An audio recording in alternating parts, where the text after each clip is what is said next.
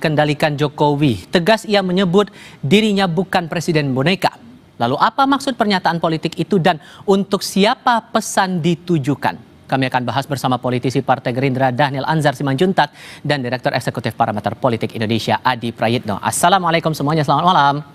Waalaikumsalam. Selamat malam. Terima kasih semuanya sudah bergabung dalam diskusi kami kali ini. Mas Adi, sampai Pak Presiden terang menegaskan dirinya bukan presiden boneka secara literal. Menurut Anda pernyataan itu ditujukan buat siapa sebetulnya, Mas Adi?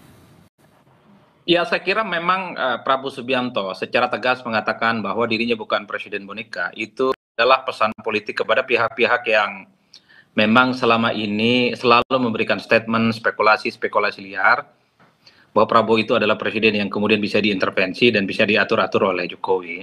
Itulah yang kemudian disebut oleh Prabowo tidak benar. Artinya apa? Ini tentu sebagai upaya untuk mengamputasi spekulasi bahwa di kemudian hari jika Prabowo Subianto bertemu dengan mantan-mantan presiden terdahulu, salah satunya Jokowi, itu tak ada lagi argumen-argumen yang kemudian disebut itu diatur dan kemudian dikendalikan. Itu satu hal, Mas, ya.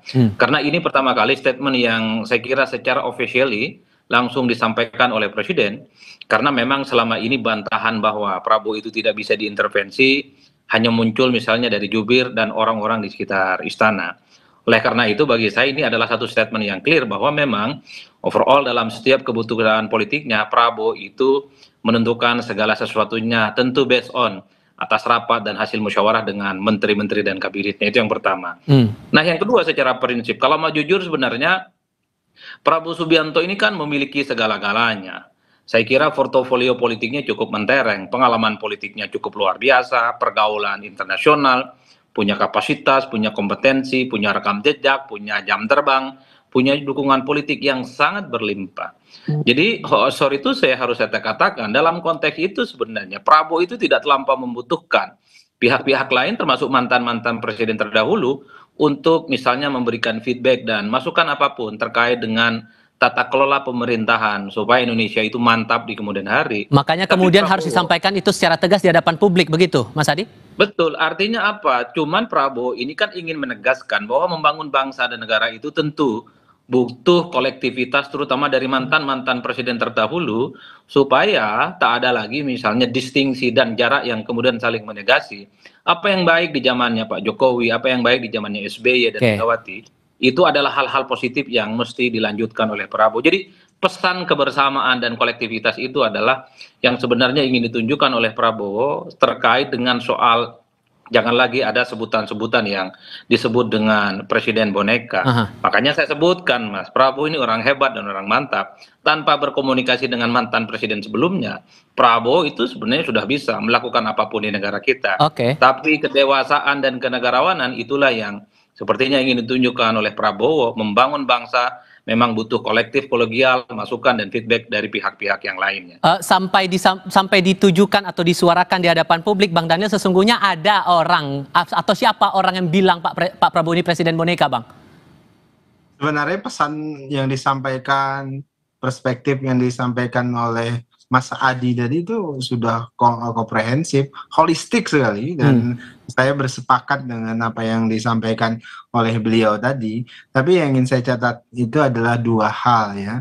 Pertama kan ini sejak awal terus diproduksi oleh pihak-pihak tertentu, seolah-olah Pak Prabowo itu dikendalikan oleh Pak Jokowi, begitu. Kemudian Pak Prabowo itu tidak bisa membuat keputusan sendiri, gitu. Itu kan sesuatu yang sengaja terus dikembangkan untuk memastikan ada sikap yang pecah belah antara Pak Prabowo dan Pak Jokowi. Pun demikian misalnya kalau Pak Prabowo sedang dekat berkomunikasi dengan Ibu Megawati, narasi-narasi serupa kan misalnya ya Pak Prabowo sekarang dekat dengan Ibu Megawati, ini tanda Pak Prabowo menjauhi Pak Jokowi, kan sengaja selalu begitu. Nanti dengan Pak SBY pun demikian. Ini kan nalar-nalar yang sedang dibangun adalah nalar politik antagonistik. Artinya memang sengaja dikembangkan sebagai upaya menggambarkan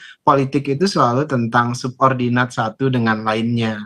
Padahal nalar politik yang sedang ditunjukkan oleh Pak Prabowo atau fatsun politik yang sedang ditunjukkan oleh Pak Prabowo adalah fatsun politik kebangsaan. Pak Prabowo ingin bersilaturahim, ingin membangun komunikasi yang baik dengan mantan-mantan presiden sebelumnya sebagai fatsun baru politik Indonesia, yaitu fatsun di mana yang sering saya sebut sebagai akumulatif advantage. Jadi kita harus menghentikan tradisi yang sering kita sebut sebagai cancel culture, seolah-olah semua yang berasal dari presiden sebelumnya atau pemimpin sebelumnya atau lawan politik itu selalu salah, kemudian kita negasikan. Nah, itu yang ingin dihilangkan oleh Pak Prabowo. Nah, dari narasi ini, sorry saya potong Bang Daniel, apakah narasi yang muncul belakangan, saya potong di situ, narasi muncul masalah matahari kembar, terus kemudian ditegaskan oleh Pak Prabowo bahwa dia bukan Presiden boneka, apakah sesungguhnya ini juga mengganggu ritme kerja di kabinet sehingga harus ditegaskan di momen sidang kabinet paripurna? Tidak sama sekali, jadi tidak sama sekali mengganggu Pak Prabowo. Itu kan perspektif ya yang sengaja dibuat, propaganda lah sebut begitu, yang sengaja dibuat. Yang jelas Pak Prabowo dalam posisi ingin memastikan kepada publik jangan sampai kemudian propaganda ini dikonsumsi mentah-mentah, karena memang ada agenda yang menginginkan kita saling berpecah belah satu dengan lainnya. Nah, juga catatan Pak Prabowo kan sejak awal memang loyalitas itu harus tunggal, itu hal yang penting. Kami misalnya di Partai Gerindra pasti juga akan memesankan hal yang serupa kepada seluruh para menteri. Loyalitas itu tunggal, tidak ada double standar loyalty dan sebagainya. Itu yang jadi catatan penting, dan Pak Prabowo kami pastikan in charge di kepemimpinan beliau sebagai presiden. Ini juga menegaskan posisi, menurut Anda Mas Hadi, ini menegaskan posisi dari kabinet bahwa kabinet di bawah pemerintahan Pak Prabowo ini masih tetap solid? Ya, saya kira pasti solid, Mas. Tak mungkin ada menteri dan wakil menteri, termasuk kepala badan, yang kemudian misalnya berani untuk menyatakan ada bos lain di luar Prabowo. Meski beberapa waktu yang lalu ada menteri yang slip tang, anggap saja begitu. Saya kira itu adalah sebagai bentuk offset yang sebenarnya tidak perlu show off dan ditampilkan kepada publik. Itu artinya kalau ada menteri yang kemudian tidak solid, tidak patuh kepada Pak Prabowo, saya kira itu cari gara-gara. Tinggal nunggu waktu untuk diganti dengan yang lain. Saya kira di negara kita banyak orang yang punya kapasitas, punya kompetensi untuk mengganti posisi-posisi menteri, wakil menteri, kepala badan yang memang tidak loyal dan tidak tegak lurus kepada pemerintah. Tapi satu hal yang ingin saya katakan, Mas. Apa tuh? Lalu apa yang kemudian membuat Pak Prabowo itu menyatakan bukan Presiden Monica? Saya pertama memang ini tentu tidak terlepas dari sentimen yang cukup negatif kepada Jokowi. Sorry to say, kalau Jokowi, Pak Prabowo itu berdekatan, pasti muncul asumsi dan dugaan-dugaan bahwa ini Pak Prabowo tidak bisa move on dari Jokowi, masih bisa dikendalikan dari Solo. Artinya apa? Banyak publik yang sebenarnya berharap supaya Pak Prabowo itu berjauhan dengan Pak Jokowi, jangan saling berkomunikasi, dan jangan pernah menunjukkan gestur bahwa Jokowi itu adalah orang yang pernah berjasa di negara kita. Karena treatmentnya agak beda. Kalau Pak Prabowo ketemu dengan PSBY, nggak ada tuduhan-tuduhan Pak Prabowo itu diatur-atur ataupun dikendalikan oleh SBY. Ketika Pak Prabowo misalnya bertemu dengan Bu Mega, nggak ada itu asumsi, dugaan-dugaan dan spekulasi yang mengatakan bahwa Prabowo itu adalah orang yang misalnya mau dikendalikan dan diatur oleh Megawati. Tapi beda ceritanya ketika Pak Prabowo berkomunikasi, menunjukkan gestur bersama dengan Jokowi, disitulah muncul asumsi, dugaan-dugaan bahwa memang Pak Prabowo dalam banyak hal itu bisa diatur dan dikendalikan dari Solo. Itulah yang sepertinya membuat Pak Prabowo secara perlahan mulai jengah sebenarnya pihak-pihak yang menuding itu. Tapi overall sebenarnya, Mas, kalau kita membaca psikologi politik masyarakat secara umum, Pak Prabowo Subianto memang sudah saatnya harus menunjukkan sebagai presiden di Republik Indonesia. Jikapun ingin berkomunikasi dengan mantan-mantan presiden terdahulunya, biarlah mantan-mantan presiden itu yang menghadap Prabowo di istana. Tidak perlu lagi ke Solo, tidak perlu lagi ke Cikeas, dan tidak perlu lagi ke Teguh Umar. Saatnya satu-satunya matahari lah yang kemudian menjadi magnet di mana semua orang harus tegak lurus, tunduk yang ada di dalamnya. Itu keinginan publik saya kira di situ. Oke, tapi kalau membaca momentumnya juga Bang Daniel, ini juga harus saya konfirmasi di sini. Pernyataan Pak Prabowo itu kan disampaikan setelah isu pembatalan mutasi beberapa jenderal TNI. Ada beberapa analis menyebut ada cawe-cawe dari pihak luar dalam mutasi itu. Kalau dikaitkan korelasinya dengan penegasan dari Pak Prabowo itu tepat atau enggak?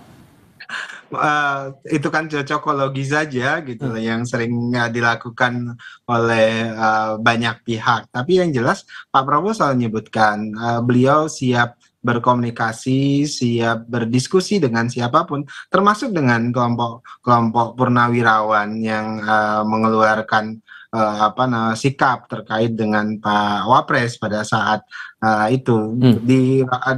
Secara terbuka Pak Prabowo menyebutkan, saya tidak ada masalah dengan bisa berdiskusi dengan siapapun, biar kita jelaskan, kemudian kita terbuka dengan mereka yang pro dan kontra, dan itu hal yang biasa dalam demokrasi. Artinya Pak Prabowo tidak ingin memutus silaturahim dan komunikasi dengan siapapun. Jadi kalau tadi Mas Adi sebutkan Pak Prabowo janganlah datang lagi, itu sesuatu hal yang mustahil bin mustahil akan dipenuhi oleh Pak Prabowo, karena fatsun atau etika yang diusung Pak Prabowo itu selalu menghormati para seniornya. Nah, jadi hal yang wajar kemudian misalnya Pak Prabowo pasti bertemu dengan Pak Tri Sutrisno, datang ke rumah beliau, dengan Ibu Megawati, dengan Pak Jokowi, dengan Pak SBY.